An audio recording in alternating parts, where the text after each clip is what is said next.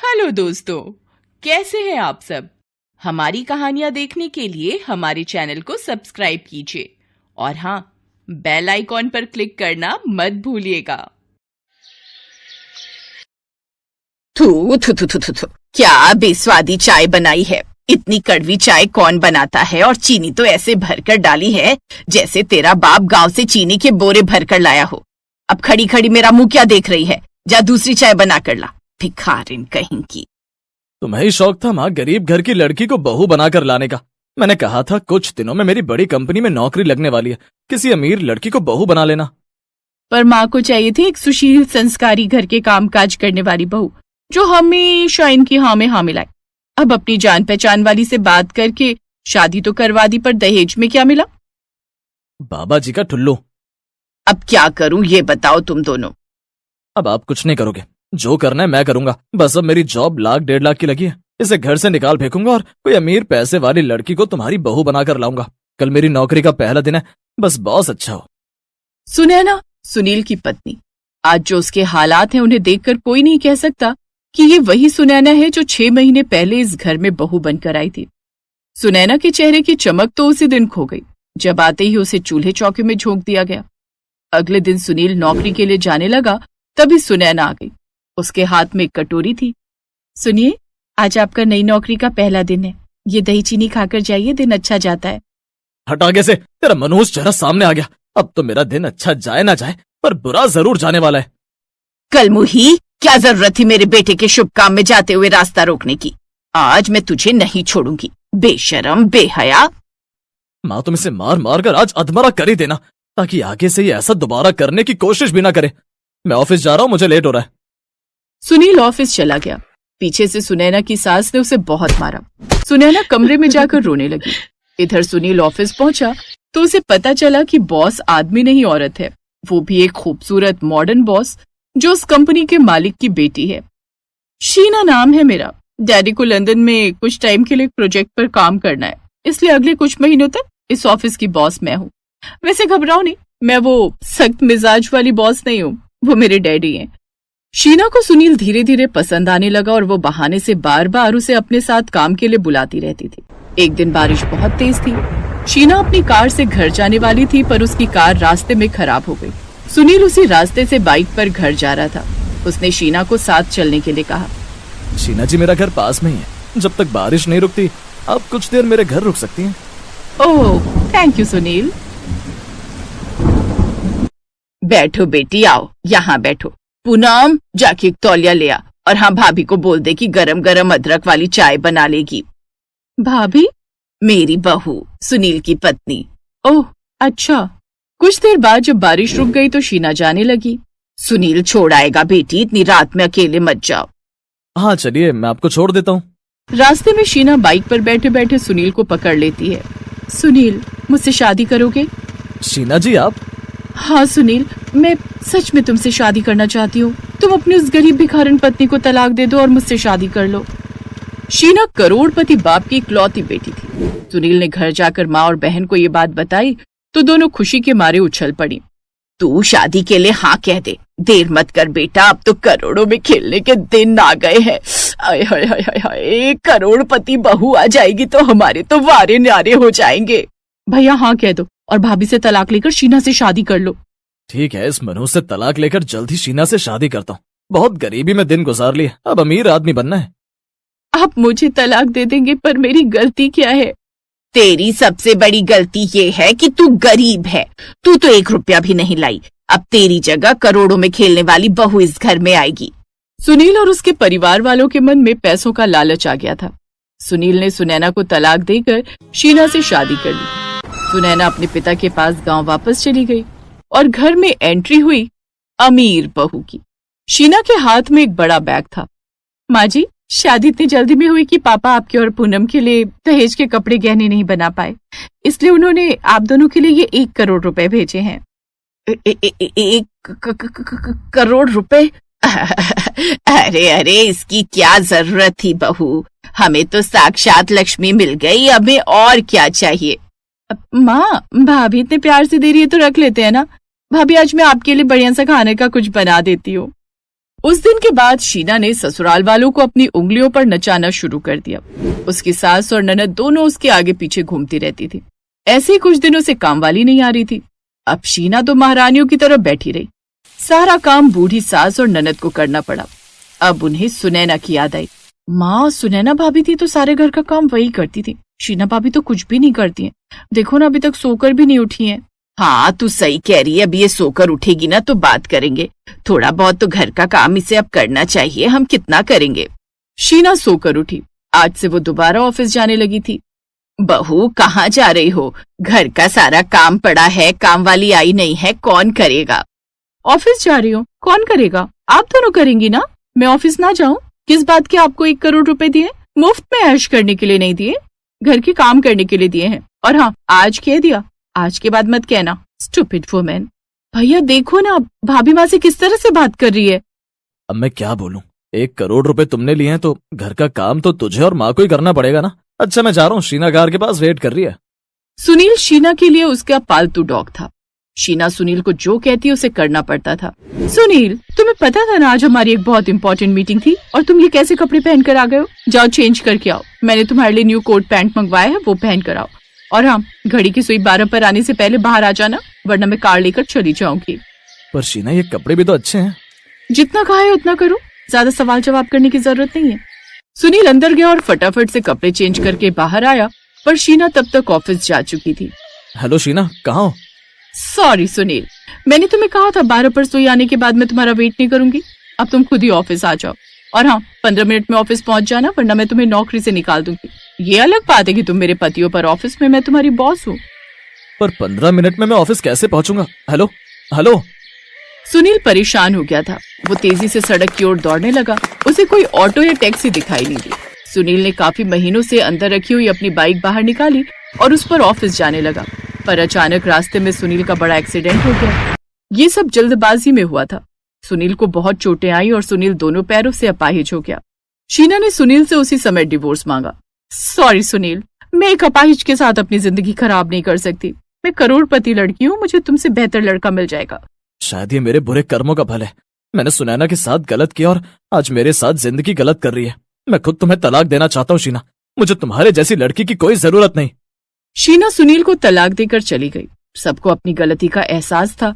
माँ, हम दोनों ने भी बहुत बड़ी गलती की। सुनैना भाभी को घर से निकाल दिया, पर वो कितनी अच्छी थी। हाँ, आज सुनील के दुख में अगर वो होती तो अपनी जान लगा देती सुनील को ठीक करने में।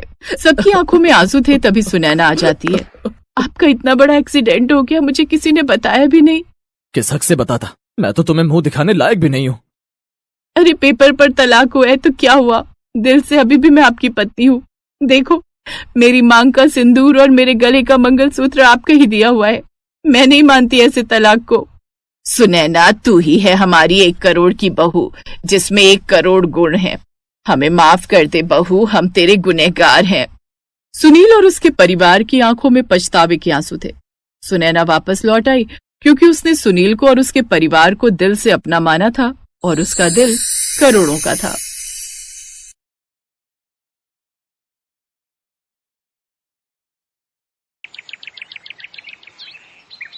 किसी गांव में विमला नाम की एक बूढ़ी औरत थी।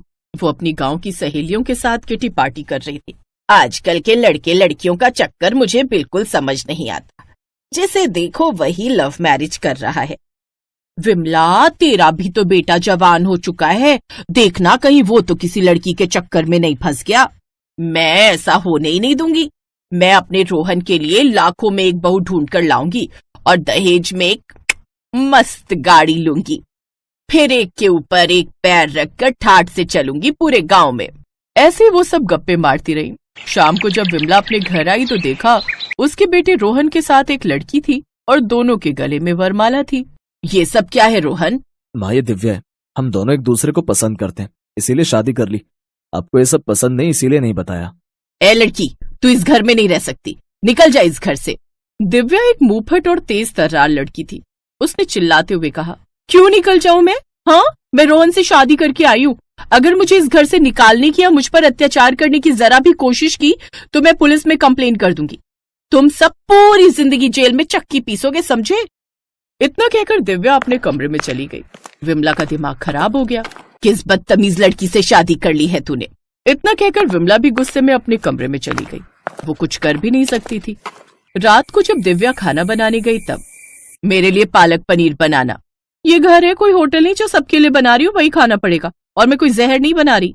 ऐसे ही जब देखो तब इन दोनों सास बहुओं के बीच जंग हुआ करती थी। कहाँ विमला का सपना था दहेज में कार लेने का, और मिल गई उसे मुंहफट बहू। दिव्या भी रोहन के ऑफिस जाने के बाद हर रोज तैयार होकर कहीं जाया करती थी। ऐसे ही दिन बीत रहे थे। फिर एक दिन जब रोहन काम पर गया हुआ था तब विमला की सहेलियां उसके मजे लेने उसके घर टपक पड़ी। और विमला, कैसी चल रही है तेरी कार? बहू तेरी सुनती भी है या नहीं? तभी दिव्या तैयार होकर अपने कमरे से बाहर निकली। दिव्या, हम लोगों के लिए चाय बना कर ला। मैं कोचिंग जा रही हूँ, एक नौकरी के इंटरव्यू की तैयारी कर रही हूँ मैं। इस घर की बहू होकर नौकरी करेगी तू? चल जाकर चाय बना कर ला। दिव्या आग बबूला हो गई। मैं आपकी नौकरानी नहीं हूँ, ना ही आपने मुझे खरीद रखा है। मेरा जो मन होगा वो करूंगी। मैं वो पुराने जमाने की बहू नहीं हूँ जिन्हें आप जैसी सास दबा कर रखती थी। इतना कहकर दिव्या वहां से चली गई। बड़ी आई, यही है तेरी लाखों में एक बहू। चलो बहनों, घर चलते हैं। इधर विमला का चेहरा गुस्से से लाल हो चुका था। किस्मत ही खराब है मेरी। जैसा सोचा था वैसा कुछ भी नहीं हुआ। ना ही दहेज में गाड़ी मिली और ना ही पैसे। क्या फायदा हुआ शादी करने का? इस चुड़ैल को तो इस घर से निकालना ही होगा। अगले दिन रोहन के काम पर जाने के बाद विमला गांव में किसी पंडित जी से मिली। पंडित जी, आपसे तो कुछ छुपा नहीं है। आप तो सब जानते हो। मुझे बस कोई अच्छी सी लड़की ढूंढ कर दे दो जिससे मैं अपने बेटे की फिर से शादी करूंगी और उस डायन को बाहर कर दूंगी। आपके बेटे के लिए एक लड़की है? ठीक है पंडित जी, आप इसे मेरे घर भेज देना। विमला अपने घर आकर बैठी ही थी कि थोड़ी देर बाद पंडित जी द्वारा भेजी हुई लड़की रागिनी आ गई। अरे आओ आओ, आराम से बैठो। तुम इस घर की बहू बनने वाली हो। सामने किचन है, हम दोनों के लिए चाय बना कर लाओ। शर्माओ मत, तुम्हारा ही घर है। जी माँ जी। रागिनी चाय बनाने लगी। दिव्या ये सब बहुत देर से सुन रही थी। वो गुस्से में किचन में गई और ये मेरा किचन है, किसी अनजान को यहाँ परमिशन नहीं है, निकल यहाँ से। मुझे माँ जी ने बुलाया है, इस घर की होने वाली बहू हूँ मैं। ऐसे ही दोनों के बीच लड़ाई झगड़ा होने लगा। एक दिन तो हद ही हो गई। दिव्या, तू अब इस घर से निकल जा। तुझे न ढंग से बात करनी आती है न इज्जत करनी आती है। मैं रोहन की शादी रागिनी से कराऊं, तू निकल जा। ठीक है, अगर रोहन इससे शादी करने को तैयार है तो मैं निकल जाती हूँ इस घर से। दिव्या उसी वक्त गुस्से में घर से बाहर चली गई। विमला बहुत खुश हुई। अच्छा हुआ चली गई, अब मैं आराम से तेरी शादी रोहन से कराऊंगी। शाम को जब रोहन घर आया तो उसे दिव्या नहीं मिली। अरे किसे ढूंढ रहा है तू? तेरी दिव्या ये घर छोड़कर चली गई। लेकिन तू टेंशन ना ले, मैं तेरी शादी इस लड़की से कराऊंगी। मुझे किसी से शादी नहीं करनी, मैं जा रहा हूँ दिव्या को ढूंढने। रोहन अपनी बीवी को ढूंढने चला गया। रात को इधर विमला और रागिनी गप्पे मारने लगी। माँ जी, मुझे नींद आ रही है, मैं सोने जा रही हूँ, आप भी सो जाइए। मुझे नहीं लगता रोहन जी इतनी जल्दी आएंगे। सही कह रही है तू, बड़े दिनों बाद सुकून की नींद सो पाऊंगी मैं। विमला अपने कमरे में जाकर सो गई। कुछ देर बाद अचानक बर्तन गिरने की आवाज से विमला की नींद खुल गई। अभी भी कुछ अजीब सी आवाजें आ रही थी। ये आवाजें कैसी? कहीं चोर तो नहीं घुस आया? देखना पड़ेगा। विमला दबे पांव आई तो देखा रागिनी घर का सामान चोरी कर रही थी। रागिनी, तू ये क्या कर रही है? तभी रागिनी ने बेलन उठाकर जोर से विमला की खोपड़ी पर मारा और भाग गई। विमला के सर पर गहरी चोट आ गई। विमला बेहोश हो गई। थोड़ी देर बाद रोहन और दिव्या वापस आ गए। विमला को इस हालत में देखकर दोनों हैरान हो गए। माँ जी को तुरंत हॉस्पिटल ले जाना होगा, इनके सर पर गहरी चोट लगी है। रोहन और दिव्या विमला को हॉस्पिटल लेकर गए। करीब 2 घंटे बाद उन्हें होश आया। सारी रात वहीं गुजर गई। आप ऑफिस जाओ, मैं माँ जी के पास हूँ। रोहन को अर्जेंट काम था इसलिए वो काम पर चला गया। 4-5 दिनों तक दिव्या ने विमला की उस हॉस्पिटल में खूब सेवा की। अब उसके घाव भी भरने लगे, पर अभी तक ना ही दिव्या विमला से बात कर रही थी और ना ही विमला दिव्या से। एक रात, देखा माँ, आपको दिव्या पसंद नहीं थी, पर उसी ने आपकी सेवा की। जब से आप यहाँ भर्ती हो तब से वो कहीं नहीं गई, और जिसको आप लेकर आई थी वो चोर निकली। मुझे माफ कर दे बहू, आज से तू ही मेरी बहू है। माँ जी, आज आप डिस्चार्ज होने वाली हैं, पर इसके अलावा एक और खुशखबरी है। मैं जिस नौकरी की वजह से परेशान थी ना, उस नौकरी के लिए लाखों लोगों ने अप्लाई किया था, पर उन लाखों लोगों में से कंपनी ने मुझे चुना है। मुझे कुछ एडवांस मिला था तो डाउन पेमेंट करके मैंने कार ले ली है। रोहन आज उसी कार से आए हैं। आज मैं आपको अपनी कार में घर ले चलूंगी। विमला की आंखों से खुशी के आंसू छलक पड़े। दिव्या अपनी सास को कार में बिठाकर गांव पहुंची। उसकी सारी सहेलियां उसे बड़े ही ध्यान से देख रही थी। ये खुशी विमला से बर्दाश्त नहीं हुई। वो जैसे ही कार से बाहर निकली, उसने दिव्या को गले से लगाया और जोर जोर से रोने लगी। रोहन ये नजारा देखकर बहुत खुश हो रहा था। अरे अब क्यों रोती है बिमला? तेरा कार वाला बरसों पुराना सपना तेरी बहू ने पूरा कर दिया है। अब हर रोज ठाठ से घूमना इस गाड़ी में। उस दिन के बाद रोहन, दिव्या और विमला खुशी खुशी एक साथ रहने लगे। हेलो दोस्तों, कैसे हैं आप सब? हमारी कहानियां देखने के लिए हमारे चैनल को सब्सक्राइब कीजिए और हाँ, बेल आइकॉन पर क्लिक करना मत भूलिएगा।